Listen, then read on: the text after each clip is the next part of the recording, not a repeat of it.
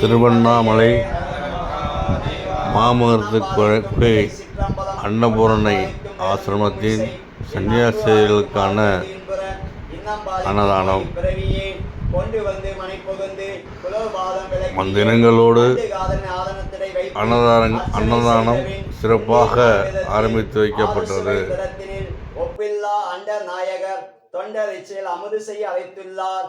வான்முகில் வளாத வெய்க மலிவளம் சுரக்க மன்னன் கோன்முறை அரசு செய்க குறையில்லாத உயிர்கள் வாழ்க நான்மறை அறங்கள் ஓங்குக நற்றவம் வெள்ளி மல்க மேன்மைக்கோள் சைவ நீதி விளங்குக உலகமெல்லாம் ஆறிரு தடந்தோள் வாழ்க ஆறுமுகம் வாழ்க வெற்பை கூர்சை தனிவேல் வாழ்க குக்குடம் வாழ்க செவ்வேல் ஏரிய மஞ்சை வாழ்க யானைத்தன் அணங்கு வாழ்க மாறில்லா வள்ளி வாழ்க வாழ்க சீரடியாரெல்லாம் வாழ்க சீரடியாரெல்லாம். ஓம் அரகர் நம்ம பார்வதி பதையே.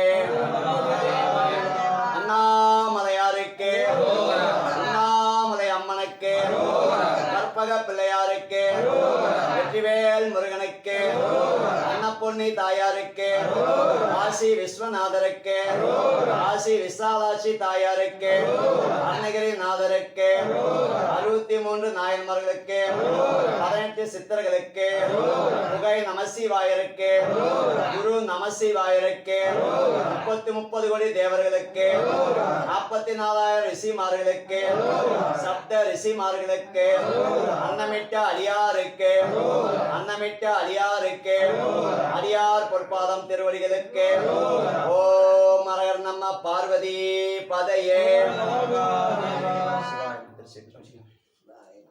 இன்று திருவண்ணாமலை வசித்திருக்கூடிய சாதுக்கள் பெருமக்களுக்கும் அடியார் பெருமக்களுக்கும் அன்னதானம் வழங்கும் குடும்பத்தார் விவரம்: அயனாபுரத்தை சேர்ந்த ரமணரெடி, ராகவேந்திரா, ரமேஷ், சென்னையை சேர்ந்த சக்திவேல், விருதுநகர் கோபிநாத், கௌசிக், ஜெகநாத், வார்த்தனி, எர்ணாகுளம் சிறு சுர்ஜித், ஆஸ்திரேலியாவை சேர்ந்த நிலிஷ், ஹைதராபாத்தை சேர்ந்த சாப்னா, இவர்கள் அனைவரும் சேர்ந்து நமக்கெல்லாம் அன்னதானம் செய்துள்ளார்கள்.